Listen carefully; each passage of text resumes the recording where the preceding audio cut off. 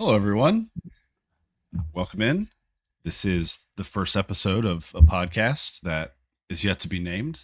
But I am Jamie Plunkett, and with me is the College Baseball Central founder, Noah Darling. And Noah, we're here to talk a little Big 12 baseball. Yeah, Jamie, it's a pleasure to be joined by such a talent that you are, Oh, and stop that. to discuss my favorite league in America, and not just in baseball, but in all sports. Big 12 guy. Glad to be here, and I'm sure you'll get into what we're doing here, but I'm excited to dive into a league that I've become very familiar with, especially recently. Absolutely. This is an opportunity, I think, for both of us just talk about a conference that we really have a lot of respect for when it comes to college baseball, and one that maybe doesn't get quite as much attention nationally as the SEC and the ACC do. It's a criticism that I think has been leveraged against national media across college athletics at this point, where oh my gosh, in football, so much attention is spent on the SEC and the Big Ten. In basketball, it's the ACC and the SEC and the Big 12, and in baseball, it's the SEC and the ACC. And there are reasons for that, right? In this kind of iteration of college athletics, covering teams with championship potential and covering national championships is what drives clicks and drives eyes and views and all the other stuff. So it makes a ton of sense why that's kind of the national media's trend and direction. But in the purest form of college athletics, I think there's room to talk about just the incredible storylines that we find, whether that's out on the West Coast and or the East Coast or in the Midwest, D1, D2, JUCO, wherever it can be found. There are so many fun storylines and things to talk about across college athletics. And so this is an opportunity, I think, for us to just give the Big 12 some of its shine, give it some recognition, and just see where this thing takes us from there. I don't know that we necessarily have a very detailed roadmap, but this is just something that we've been talking about for a couple months now, and deciding to jump in now that it's officially preseason. I think now that practices have started up all over the place, it's a good time as any to get this thing rolling. Yeah, you mentioned the dynamic with the SEC and the Big Ten, and when it comes to football, at least, maybe not in baseball so much for the Big Ten, but um, the the average fan in the Big 12, I would say, feels a little bit neglected when they turn on the TV on Saturday mornings in the fall to watch College Game Day. You're at an SEC campus, and then you go to Big Noon, and they're at a Big Ten campus, and maybe College Game Day will make their one once a year trip to Lubbock this year. They got the lucky nod, and I think they went to Utah. Um, but you turn the TV on, and it just feels like it's all set up for the SEC and the Big Ten to look as good as possible. And then in baseball, the Big 12 is right on par, I think, with maybe the ACC. I think that the SEC has certainly earned their gold medal. I was going to say silver medal, but they've earned that gold medal with however many championships in a row. And um, the Big 12 is a really exciting league, and it may not be a situation where they're getting four teams in Omaha like you've seen from the SEC the last handful of years. Last year they got two. 2 years ago they got four, but the Big 12 can routinely get one team in and push two. I think there were a couple teams the last year that got a little bit neglected by the selection committee. I know TCU was one of those that a lot of people, including myself, thought that they should have hosted a regional. Hmm. It's kind of egg on your face when they go out to Corvallis and go 0-2, and you say, "Well, I can't really say this loudly anymore." But Arizona was kind of in the same boat. They won the Big 12 tournament. They got a two seed, and then they went out and made their way to Omaha and were competitive in doing so. So it's all about perception, and I think part of it is how do programs control that narrative. But it's nice to be able to do this as well and stick our necks out for the programs that we've come to love, but also understand that they're undervalued.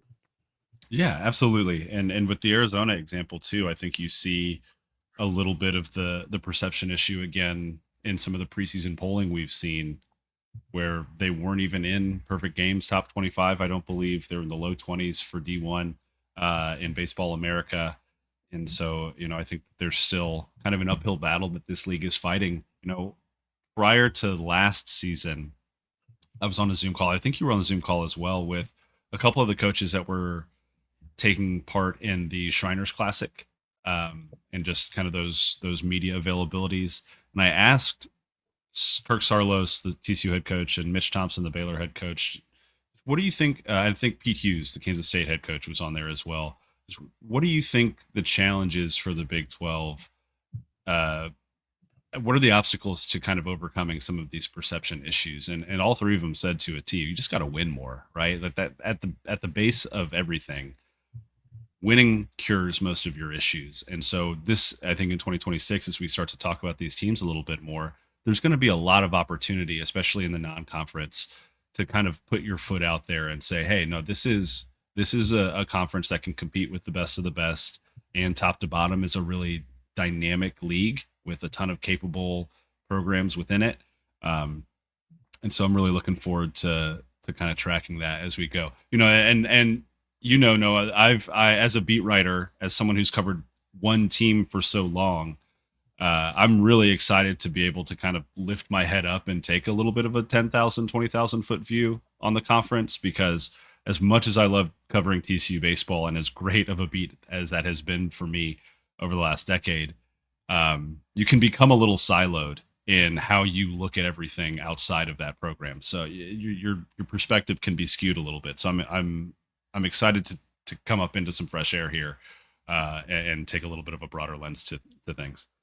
Yeah, you're going to find yourself in some trouble when you learn to like some of these programs. Like West Virginia is a team right now that Oh, heading into 2026, I would do horrible things to ingest their team as some sort of substance, because I'm very, very high on what West Virginia is, what their potential looks like next season.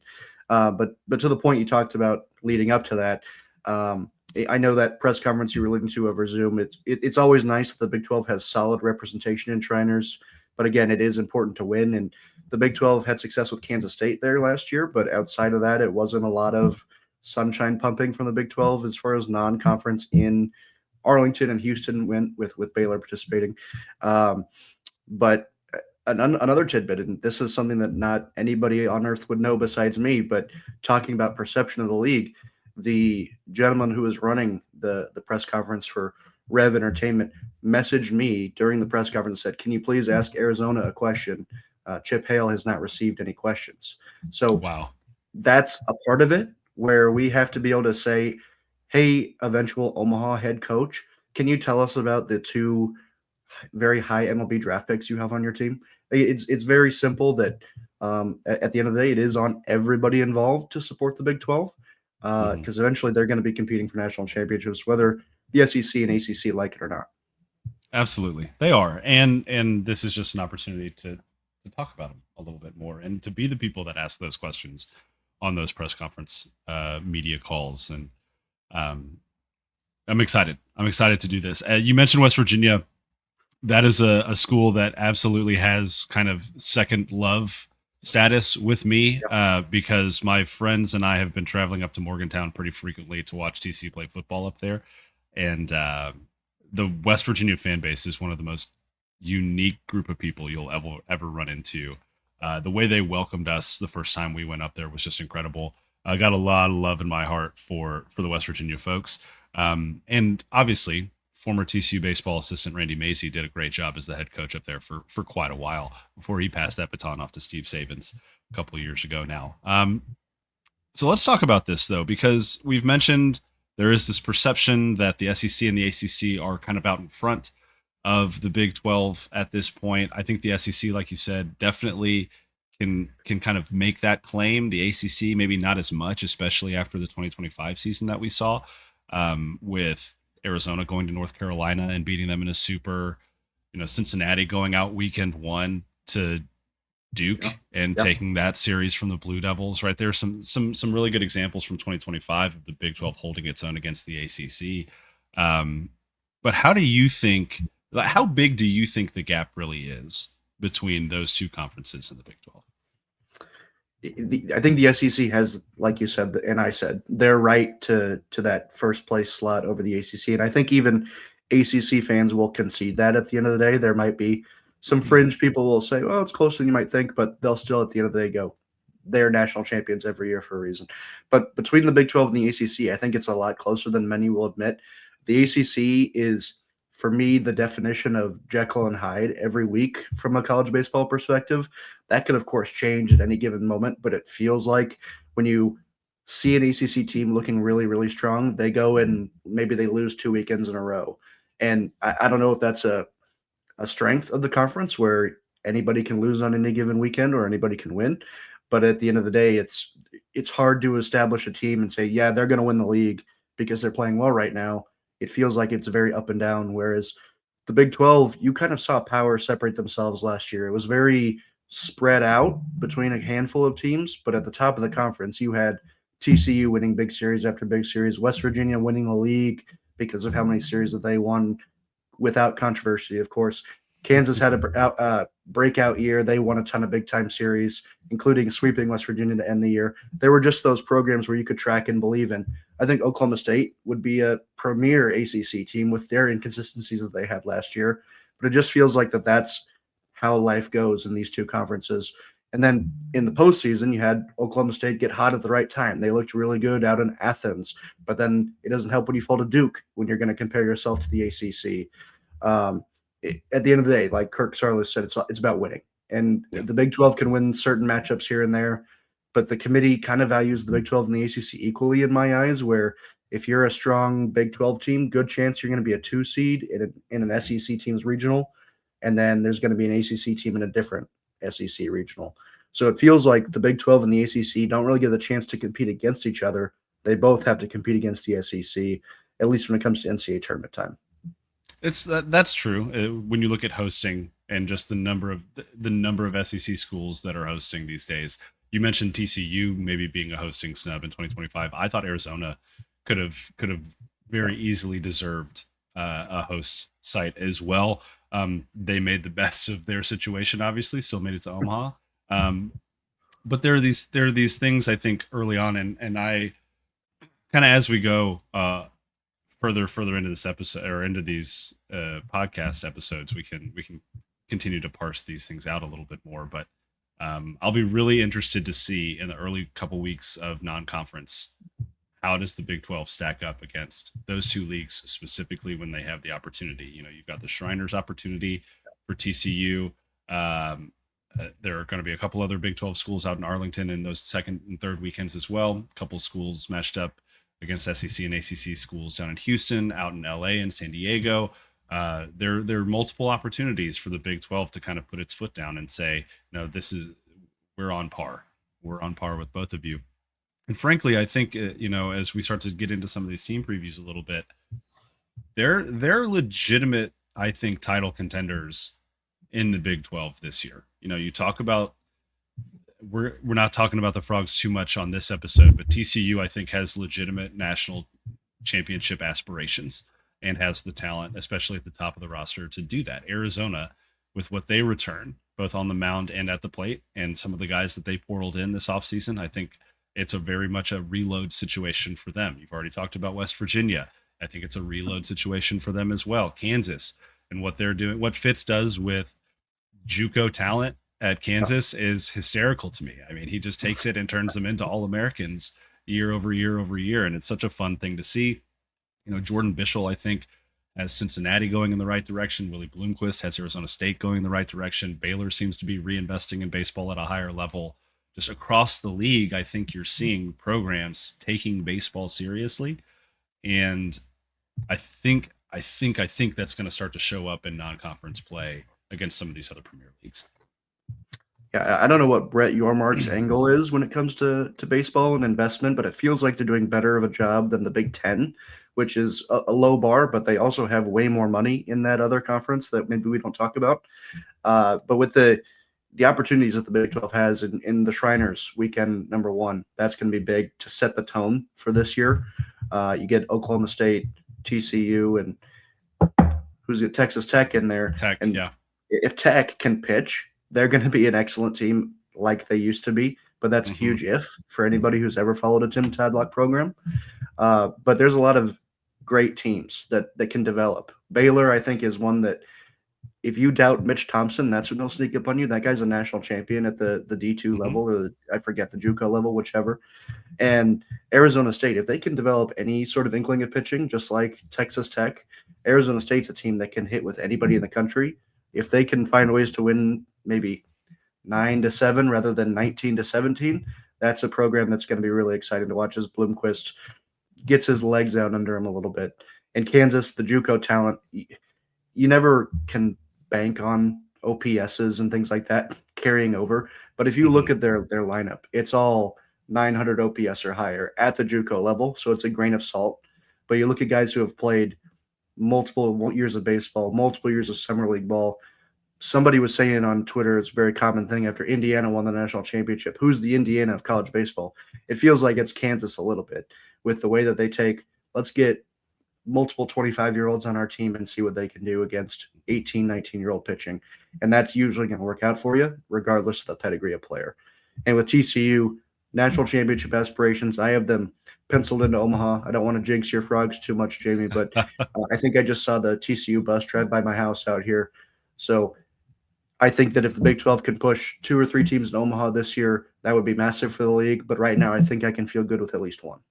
I agree with that. I agree with that. And at the end of the day, if you're consistently sending teams to that final group of 8, you're doing something right as a league, and you're tending to the sport appropriately as a league. It's interesting though that you mentioned the Big 12 conference and its investment, because this is going to be the first year in quite a few years that the Big 12 tournament isn't at Globe Life Field here in Arlington, and it's moving out to the Texas Rangers spring training facilities out about 45 minutes outside of Phoenix. And that was a cost cutting, money saving situation for the league, because they were losing about $1 million, 1.5 million on the Big 12 tournament at Globe Life every single year. And so it's a situation where baseball still is generally a non-revenue sport for a lot of schools, but for those schools where it isn't, and for those leagues where maybe you're starting to see some trend in the right direction, how conferences handle baseball is going to be really interesting moving forward in this era. I know that the cost cutting move is disappointing for a lot of fan bases. I mean, I couldn't imagine being a West Virginia fan and thinking, okay, now my baseball team has to travel 2 time zones just to play in the league tournament, and they could be one and done, right? Yeah. What does that do to a baseball team to say, all right, well, we're going to get on there on Monday, adjust to the time difference, and then we're going to have to play at 10 o'clock in the morning in May in Arizona? That sounds great. Yeah. Same with UCF, having to travel a couple time zones as well. Really interesting decision, but financially, it does make a little bit of sense for the league to do that.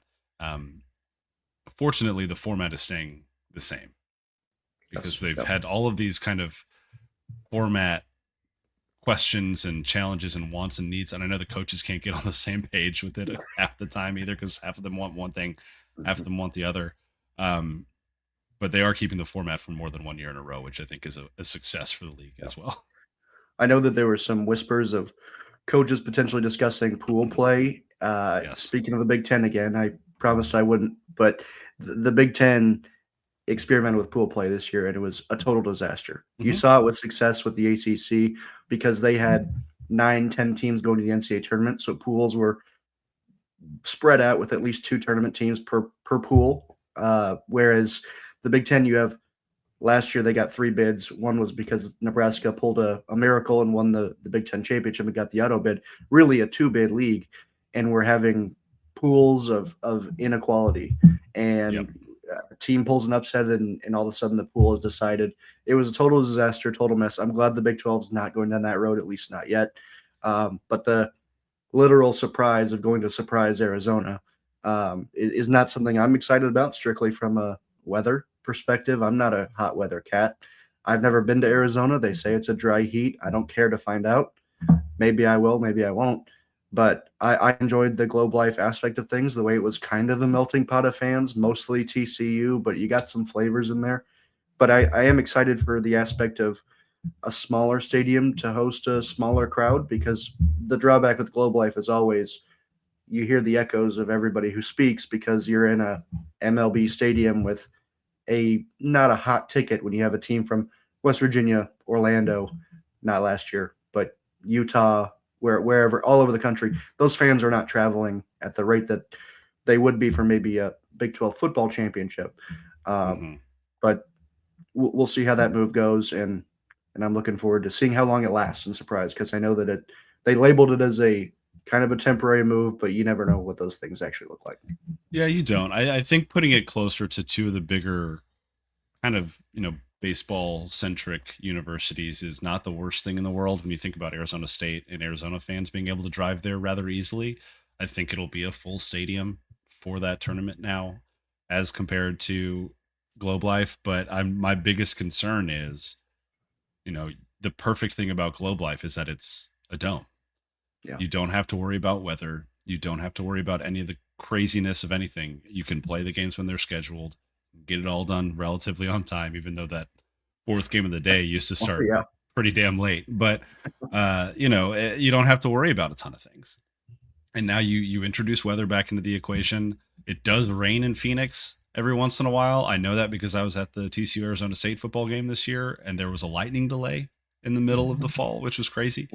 Um, but you just never know with these things how weather's going to play, and reintroducing that into the equation is always going to be a little bit of a challenge. And I think that avoiding pool play though is really good, because if you look at the teams that got some of these at-large bids for the Big 12 in 2025, Arizona State specifically, I think if it's a different format in the tournament and they're handed an extra loss, I think Yeah. they move off of that last four in to the last four out bubble. And then you're talking about 7 teams instead of 8. Bloomquist maybe doesn't get his extension, right? They're talking about maybe hiring a new head coach after this season.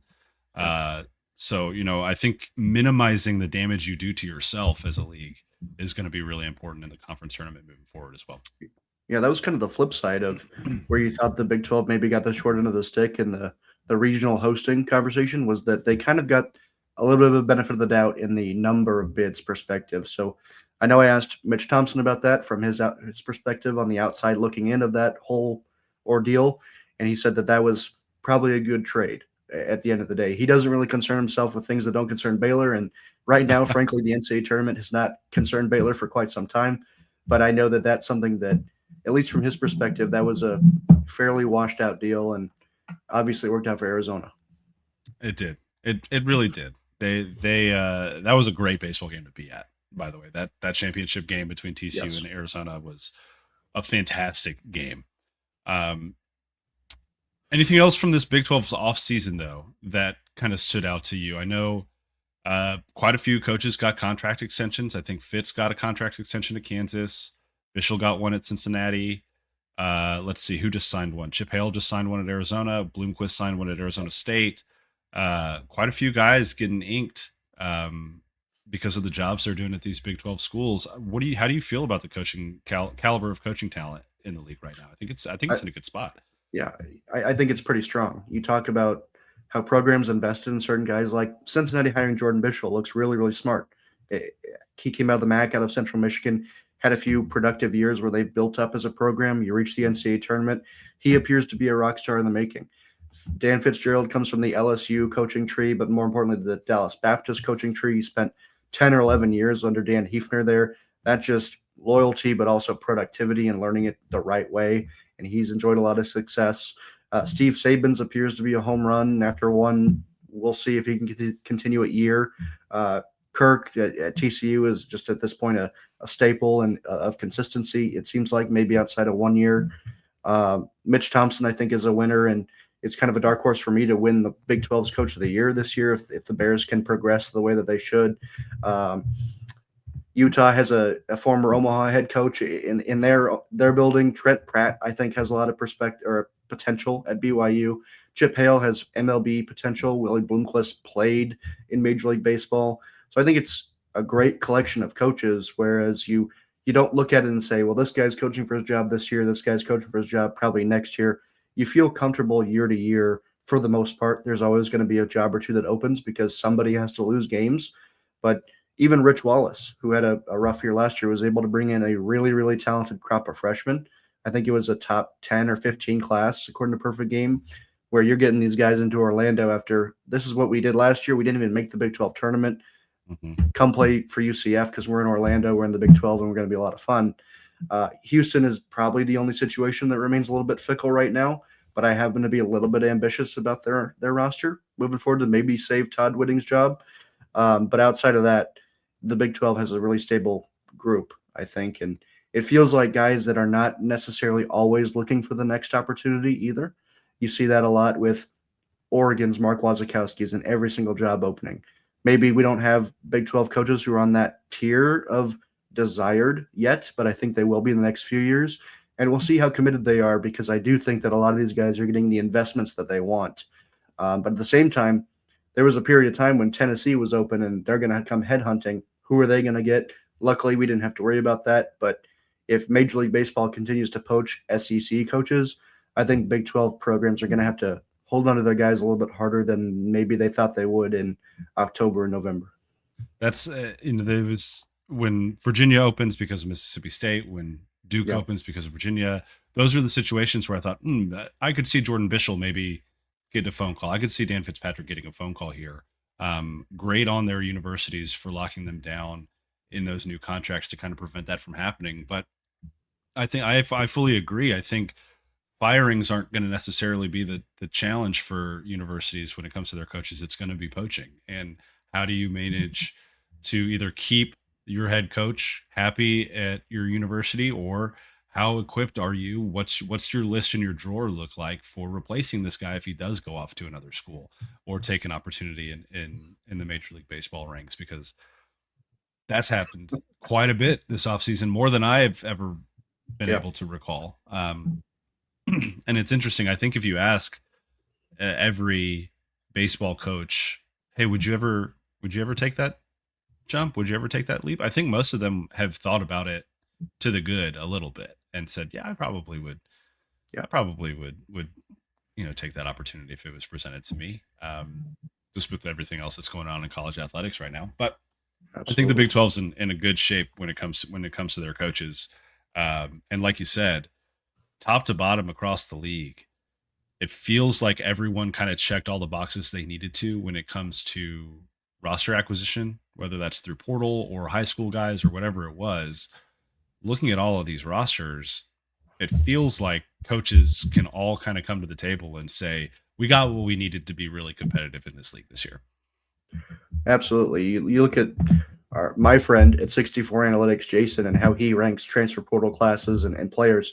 And the Big 12 brought in 5 top 30 classes in terms of the transfer portal. And there are a lot of exciting players that came as part of that, not just prospects where you sometimes see, oh, this guy projects as this. No, it's guys who have done it before.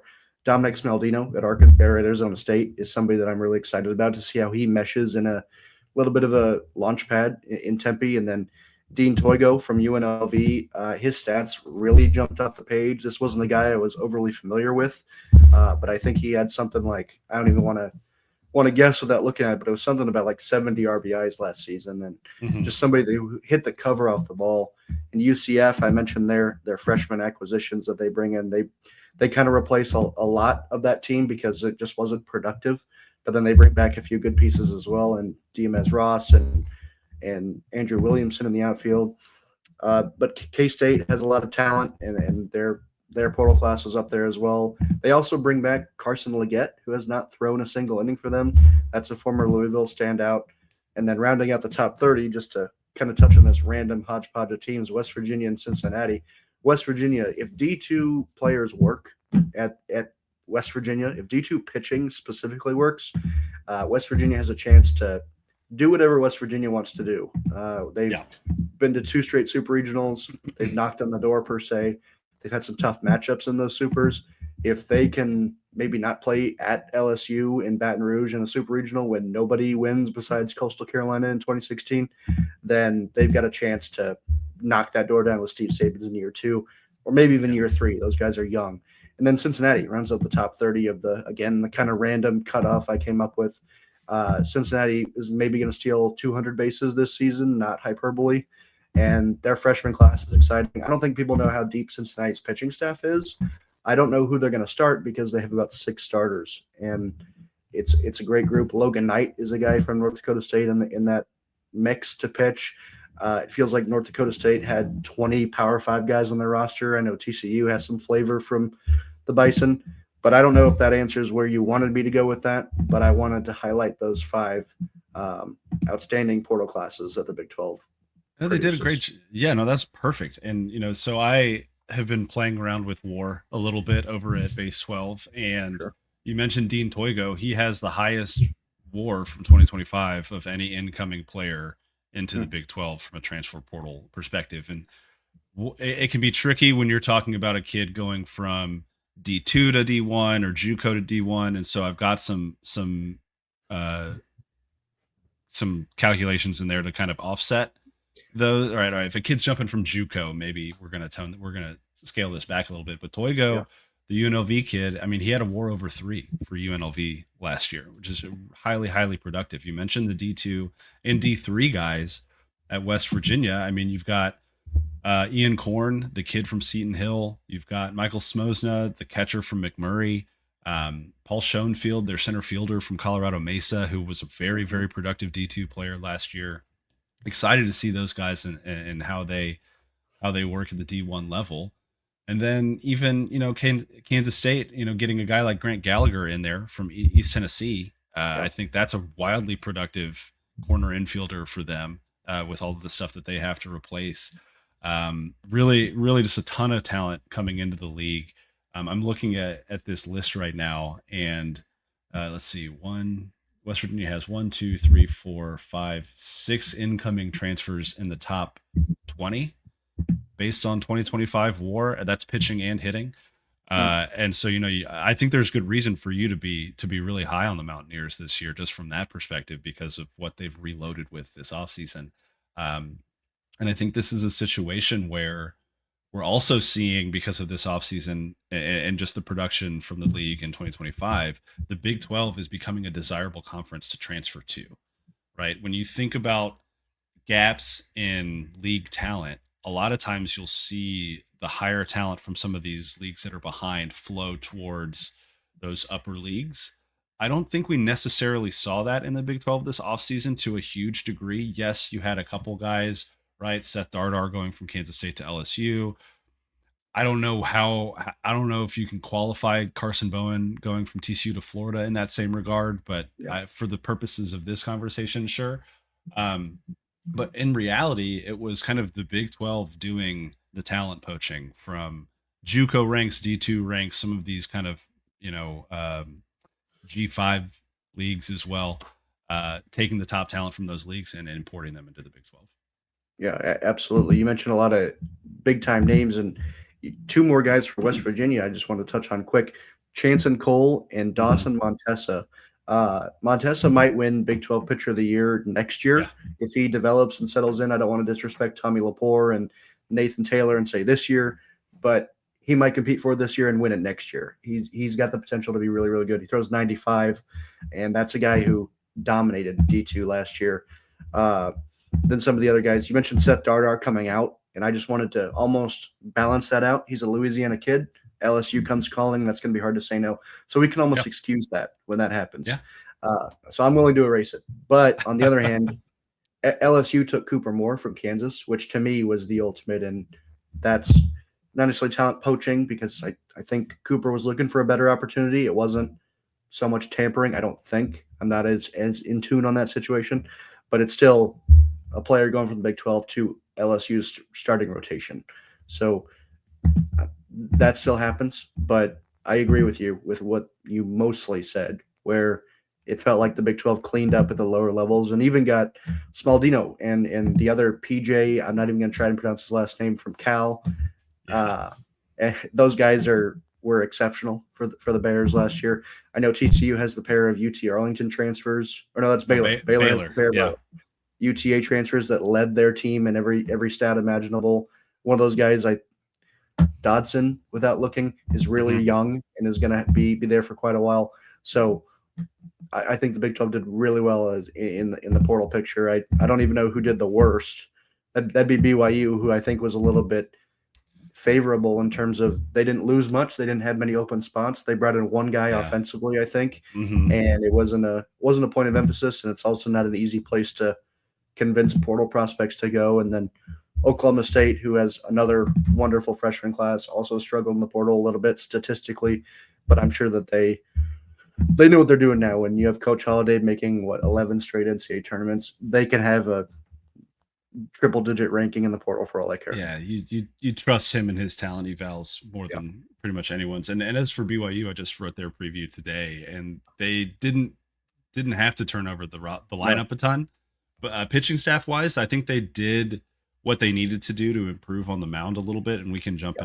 into these previews now here in just a second. But I think BYU found some really good talent in some interesting places to kind of bolster a pitching staff last year that really struggled at times and was kind of the weak link. Just not being able to throw strikes in a high elevation ballpark really hurt BYU at times, and they can't have that. If you've looked at their schedule this year, which I know you have, they host at home Cincinnati, Oklahoma State, Arizona State, Utah, and Kansas are their home series in the Big 12 this year, and I think all of those teams were top half of the league in home runs hit last season. So they got to be able to throw strikes, and they gotta keep the ball down Yeah. in Provo this year. And I think they got some guys to do just that. No, let's go ahead and jump into some of these team previews, though. We're gonna do 4 teams on this episode, and then next week we'll come back and we'll knock out the rest of the league. But just going in alphabetical order here, let's talk a little bit about the Arizona Wildcats, the lone Big 12 team to reach Omaha last year, Big 12 tournament champs. It's a situation where Chip Hale has brought in, first of all, talent retention was excellent, I thought, Yeah. for Arizona. When you think about bringing back, just their entire weekend rotation and their closer, from that just to start. And then you also bring in some really interesting talent to kind of fill a lineup that got hit by the MLB draft quite a bit. Yeah. But realistically, Arizona to me should be one of the front runners in the Big 12 again in 2026. Yeah, absolutely. I agree with that. It starts with the pitching for the Wildcats. For me, like you touched on, they return pretty much the whole band from last year. You get Owen Kremkowski leading the way, and you could argue that Smith Bailey, the freshman last year who started right away and made an immediate impact, was even better than Owen last year. But maybe he had some freshman ups and downs. There's a lot of excitement with just those two guys, but then you have Tony Pluta on the back end, who is the national stopper of the year last year. I don't know if they were necessarily expecting to get all three of those guys back. You talk about poaching in the portal, but you go to Omaha, that certainly helps your case. Let's run it back. I know that Arizona's enjoyed some, not sarcastically enjoyed, I should say, when you have your staff be poached by other schools. I forget who Kevin Vance, I think, is the head coach at San Diego State now after being the pitching coach last year. Then the guy that they brought in, whose name I definitely can't pinpoint for you, got hired by the New York Mets in some capacity. So when you lose a pitching coach who never even coached a game, and then you have to replace him, that's kind of an interesting dynamic for a team that we think should be near the top 25, if not inside of it. But then offensively, that's where the question marks really lie for Arizona. Andrew Kane returns. Maddox, again, another last name that's so tough. Mialakis. Easton Breyfogle played a lot of big-time innings and was a mainstay in that lineup towards the end of the year. But outside of that, it's a lot of question marks on who can step up and fill an everyday role for the Wildcats. Not many guys with a ton of at-bats last season. Then you're going to rely on Bo Sylvester to maybe take a next step after some struggles at Oklahoma State. What can he do? I know that Carson McIntyre, a big-time transfer from Oregon State, in name, can he live up to maybe his potential that he couldn't necessarily tap into at Oregon State, but again showed flashes of?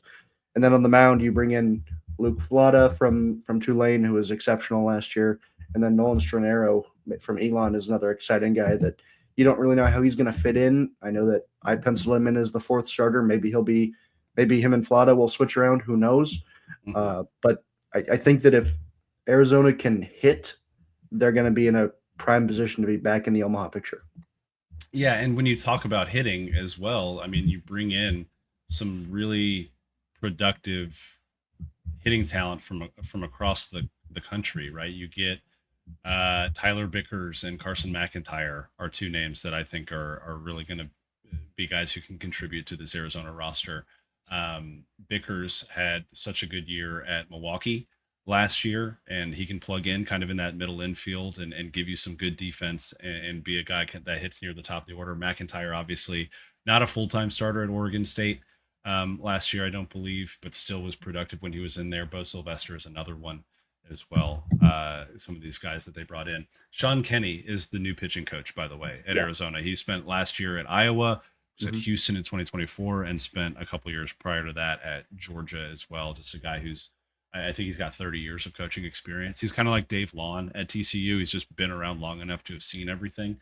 Uh, Ironically enough, Dave Lawn came to TCU from Arizona, but Kenny is the new pitching coach, and I think at this point it's safe to say that he will actually coach in a game for the Wildcats, which will be nice for Chip Hale to know that he's got that situation handled at this point.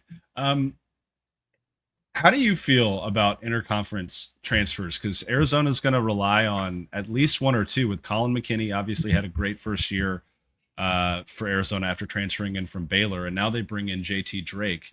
You know, you talk about Texas Tech and the challenges that they have sustaining pitching. It doesn't help when some of your best arms leave year over year, and you have to kind of restock like that. But JT Drake was a guy who had some productive moments for Texas Tech last season, and now he's wearing Arizona colors as well.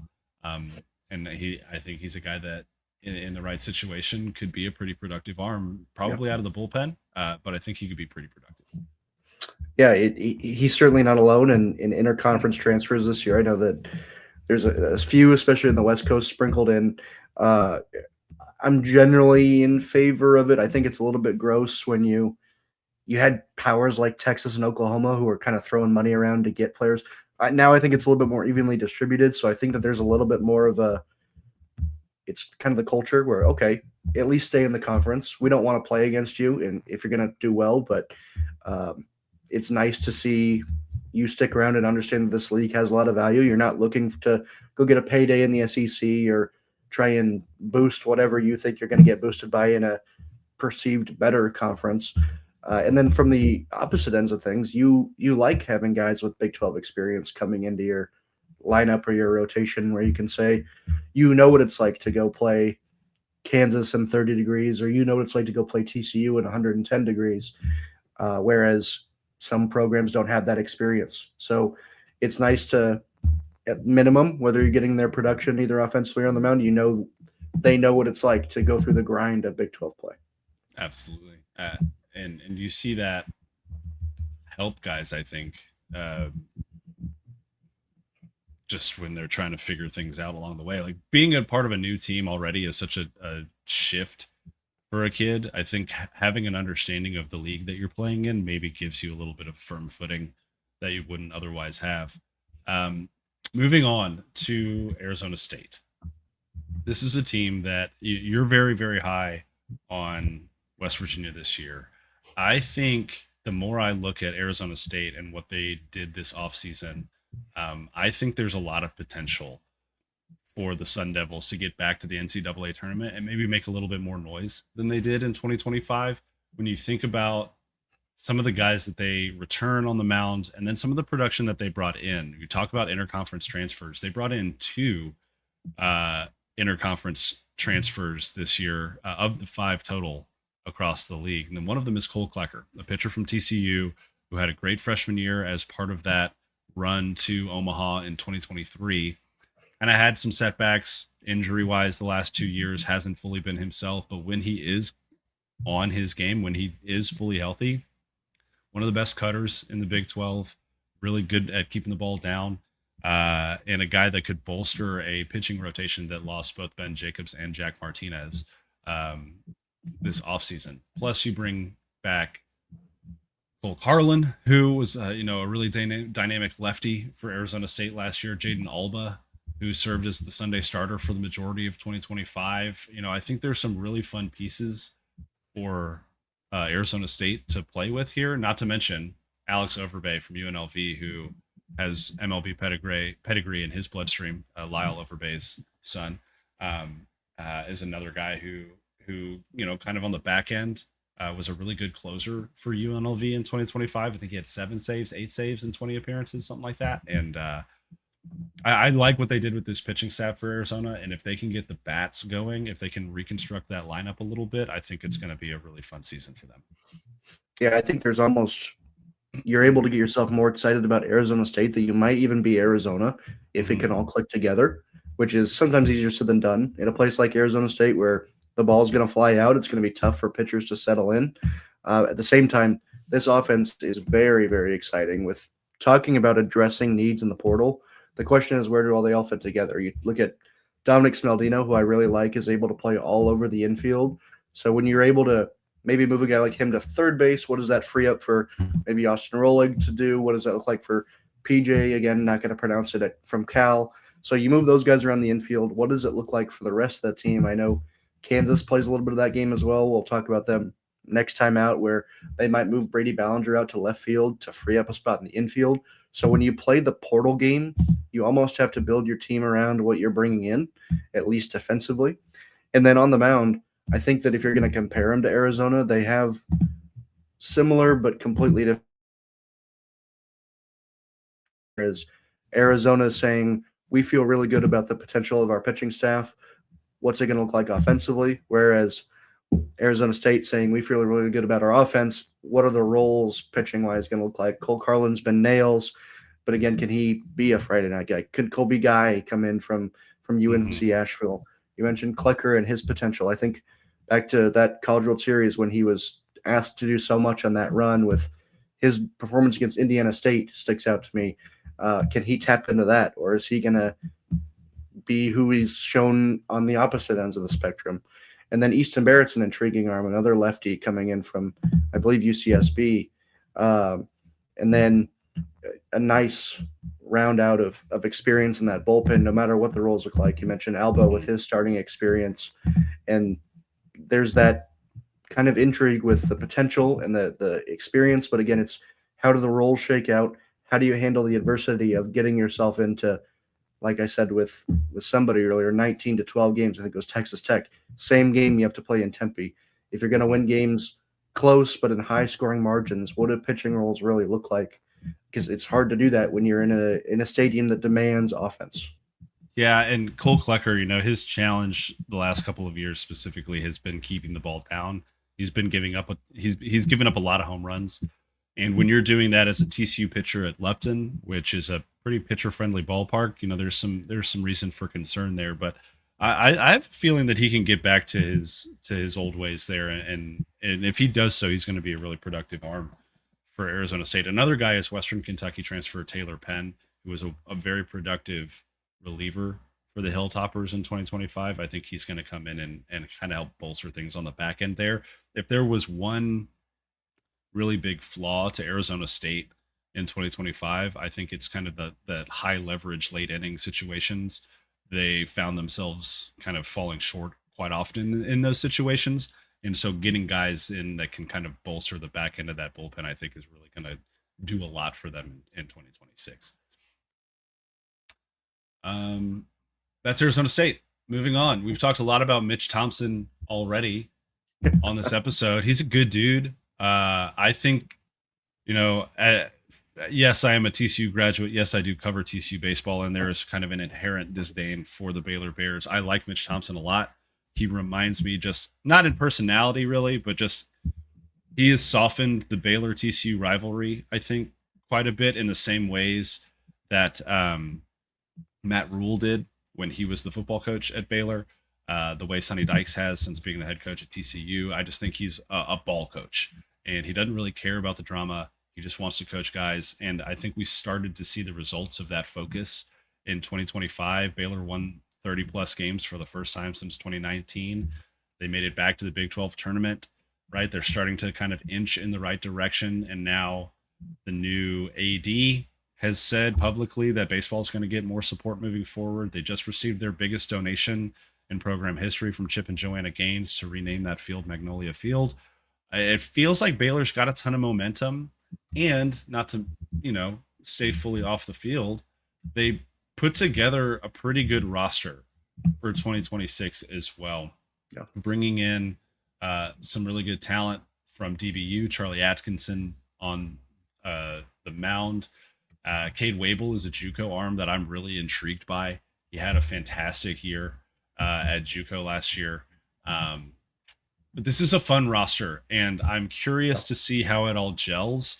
I'm curious because I think there's potential for it to be a little bit top heavy, but I think there's enough there to really be competitive with the top end of the league. Yeah, I agree. And in my conversations with Mitch Thompson, who again can't hit the head on it any better, great guy. I think that there are coaches in the category of you want to have a beer with, and then there's this new category with Mitch Thompson where you're just like I want you to be like my grandpa, and that's kind of what he is. And he's just so much fun to talk to because his perspective is so unique on everything, just given his coaching background. And the thing that stands out to me the most is he wants to be development focused, Mm-hmm. where that's a great idea almost in 2026 in college athletics. Whereas it's almost ironic that we're doing this in alphabetical order. You go from Arizona State, who half their team is built on transfers. Welcome to the program. Let's hope you all work out. Whereas Baylor got, I'm not going to say ravaged by the transfer portal, but you were excited about Baylor at the end of last year if you said all these guys stick around. They got hit a little bit that maybe dulled the spark of the excitement a little bit. Mm-hmm. But focusing on bringing the right talent in is huge for Mitch Thompson. Not a lot of transfers. They bring in a couple guys. And then in the lineup that I project, that I have some pretty good intel that says it's pretty accurate. A couple freshmen getting opportunities to start right away. So what do those guys look like in Brady Janusek and Hunter Snow, who's a redshirt freshman who the staff says has gotten just bigger and stronger and everything that you would want out of a redshirt year. But then the guys that they do bring in from the portal, Tice Armstrong and Kay Dodson from UTA, who, like I mentioned earlier, were just dynamic for UTA last year, led those guys, the Mustangs or whatever. Is it the Mustangs? You would know down in your Mavericks. neck of the woods. Mavericks. UTA I knew Mavericks. that. Yep. Mm-hmm. Okay. I've even been to the stadium. But they led them in every category and really stood out, each hitting over 300, 318, 324. Pearson Reebok is really interesting to me, but Travis Sanders is the star of that team and makes that team go. He's going to slide it in at shortstop at least a good chunk of the time. And how do you replace Tyreek Kemp at that position? That's what Travis is going to be asked to do, as well as be the guy he was last year. So for me, he's literally the glue of that team, and they're going to go as far as Travis Sanders goes. I happen to think that he's going to have a first team All Big 12 kind of a season, but that's kind of what it boils down to me for at least on the offensive perspective. And then on the mound, Mitch Thompson kind of said margins are so thin in the Big 12, we can't really afford to pitch like we did last year because you saw Baylor start. I don't have it in front of me, something like 13-1 or something crazy in non-conference play, and you thought, wow, Baylor's really taking the next step.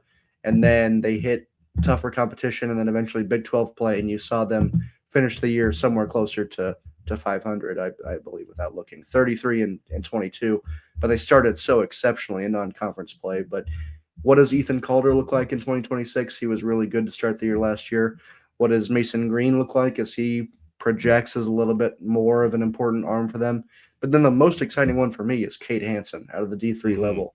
That's a guy that was a national champion at Wisconsin Whitewater. You don't necessarily think college baseball powerhouse out of the state of Wisconsin, but I'll tell you, not to plug my own product too much, but this working on the Diamond Report thing, it's amazing how much talent comes out of the state of Wisconsin. I would have never known that before this big project. So that alone excites me about Cade Hansen. So if he can come close to what D3 is, again, we're going to do that for West Virginia. I'm going to give the same benefit of the doubt to Baylor. If he can round himself out, they've got a really strong rotation to match a really high potential offensively. Yeah, and I'm curious to see how Calder develops after the year he Yeah. had because he started off so well, right? That first outing that he had, I think it was opening day for Baylor, 13 strikeouts in 7 innings, only used 76 pitches. Like he so efficient, and then ran into some pretty big bumps along the way there, especially once he got into league play. If he learns from some of those hard times that he hit in 2025, I think he could step up into that next level of pitcher in the Big 12. And I mean, to be a 6'5" lefty who has four legitimate pitches that he, on a good day, can command all of them really, really well if he can find consistency near the top end of where he was playing in 2025, I think that alone will make Baylor a much more potent weekend rotation.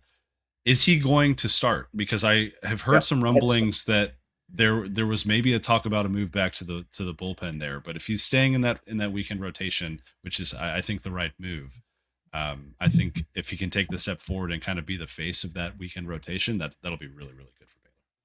Yeah, I'm not gonna come out and rubber stamp anything I do too much, but with the consistent communications I have with Baylor, the lineup that I included, again, not to pump my own No, product, promo away, man. the Diamond Report, when you look at what Baylor has laid out, that is 99.9% accurate. However, I'm with you. I think Calder projects maybe as a closer if the rest of the rotation can come together. If they can't get a guy to rely on Saturday, Sunday, and then a new guy to go in midweeks, if none of those are being asked of for Calder as a need, I could absolutely see him closing games. Yeah. Well, hopefully it doesn't come to that for Baylor, because that would be, I think, maybe a loss. And that means things haven't worked out in the rotation like they've needed them to, which would be disappointing for them. Moving on to the last team that we're going to talk about on this show, specifically, this episode at least, the BYU Cougars, an intriguing team that mentioned earlier is going to have one of the harder schedules, I think, in the conference this year. We talked about who they're hosting: Cincy, Oklahoma State, Arizona State, Utah, and Kansas. They also travel to West Virginia and Arizona. They travel to Baylor. They travel to Houston and Texas Tech as well. So good luck, I guess. You're playing 6 of the 8 teams that reached the tournament last year from the Big 12. But I do think BYU has taken some pretty good steps from a roster perspective, especially when it comes to their pitching staff, because they, I think, improved more than any other Big 12 team when it comes to net WAR year over year from 25 to 26. I think they added about 6 points in WAR from what their 2025 pitching staff performed at. And so I like what they've done with this pitching staff. And then you also bring back some guys that were pretty talented last year. Garrison Sumner, Peyton Gubler, both had some challenges at times, didn't throw strikes the way you wanted them to all the time, but I think the talent is there, the vision is there for both of those guys. And then you have several options to kind of fill in that weekend rotation. Waylon Crane being one, the kid from Utah Valley who just has to like walk down the street to get to his new school. Basically, I did not realize that Utah Valley and BYU were like 4 miles apart. But that is the case. You've also got Justice Reeser, who was a guy who made some spot starts for BYU in 2025.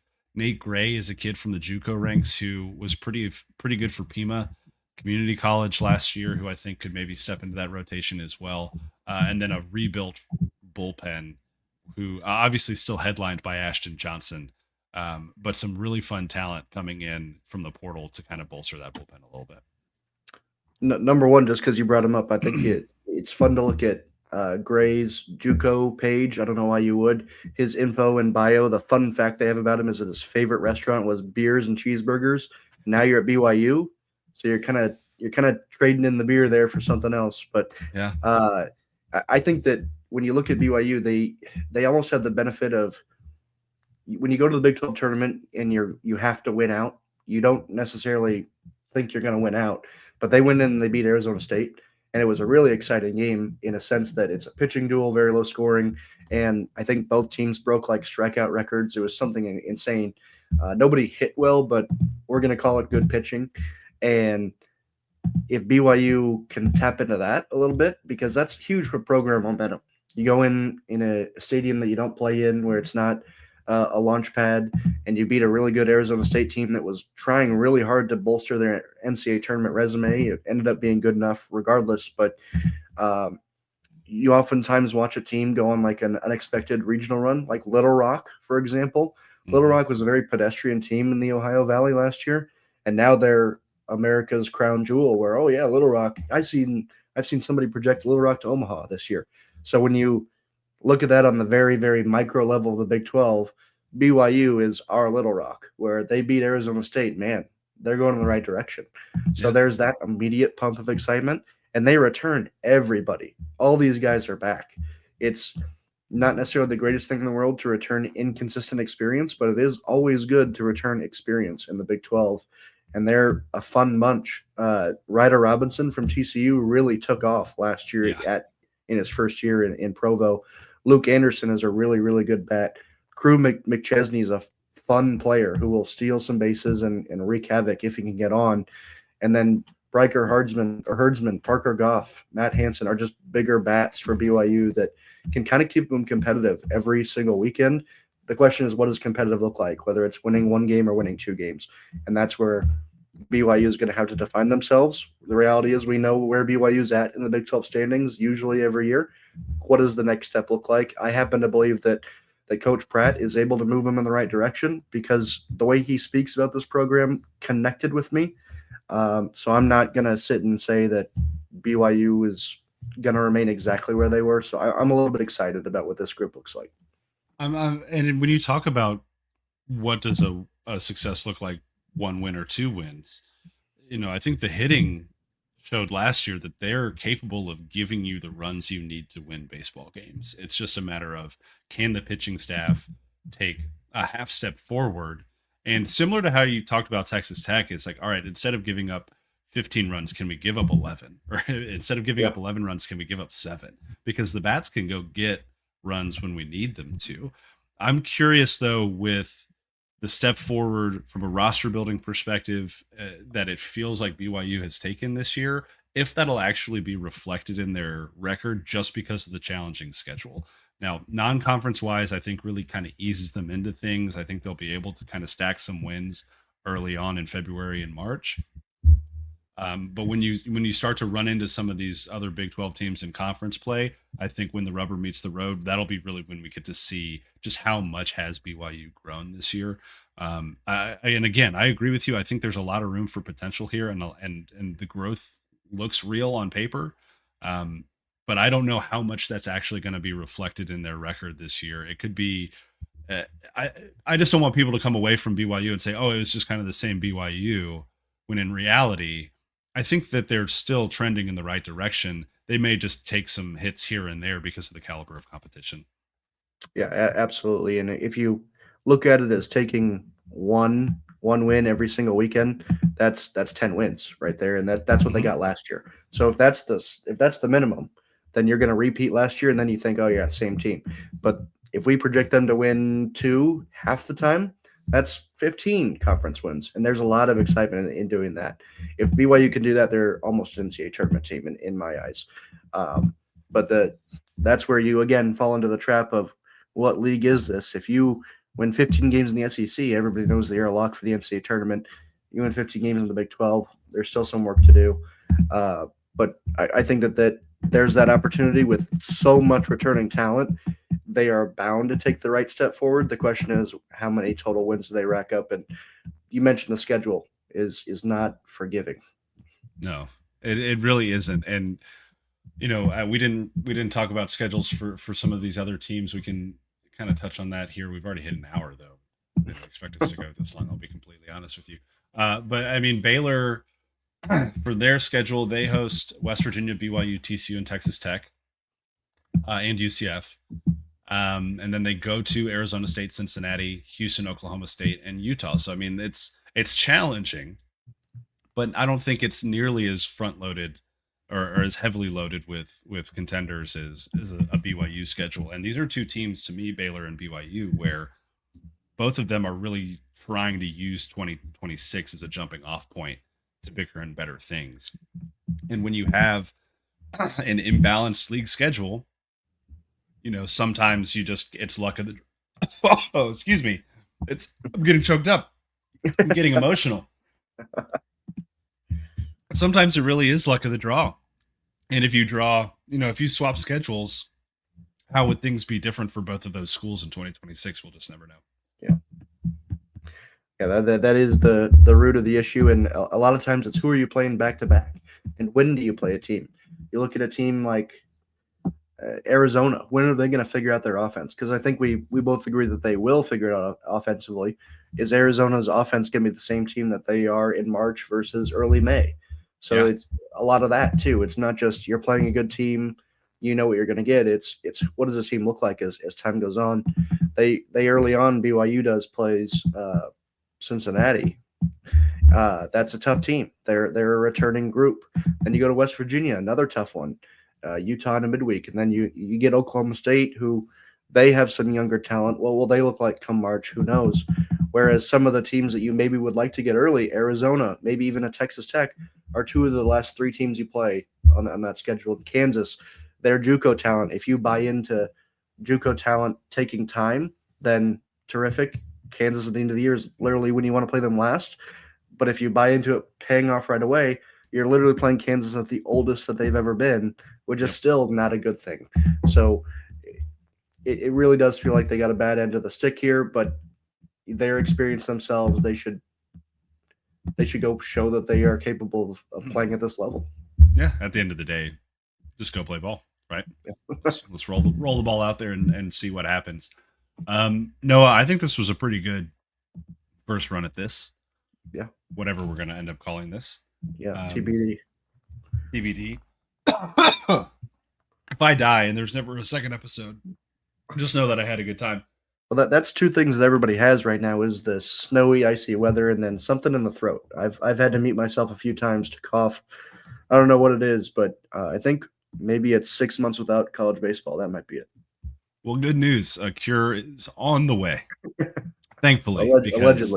Allegedly. We'll see. February 13th cannot get here fast enough. Noah, that's where we're going to wrap this, I think. And then we'll be back next week and we'll put this out on socials and just see what the people have to say. If you are still listening at this point, thank you very much. Please go to diamondreport.com, I believe, and download the incredible work that Noah and his group did previewing every team in D1 college baseball. It was such a wild undertaking. I'm halfway through reading it and it's incredible stuff. Great work by you and the squad. Read his daily blog that he's going to start doing again over at College Baseball Central. Allegedly. And then free Big 12 writing content over at Base 12 as well by yours truly. We're going to be locked in on the Big 12 all year. Super excited about it. Looking forward to it. And now I'm going to end this show and go blow my nose. Noah, any last words from you? Just excited to be talking about the Big 12. Again, it's I'm a Big 12 guy. I don't know how many people know I'm an Iowa State fan. So Iowa State baseball has not lost a game in 25 years now. Looking to extend that streak this year. What a run from the Cyclones there. Absolutely great stuff. All right. That'll do it from us. We'll talk to you next time.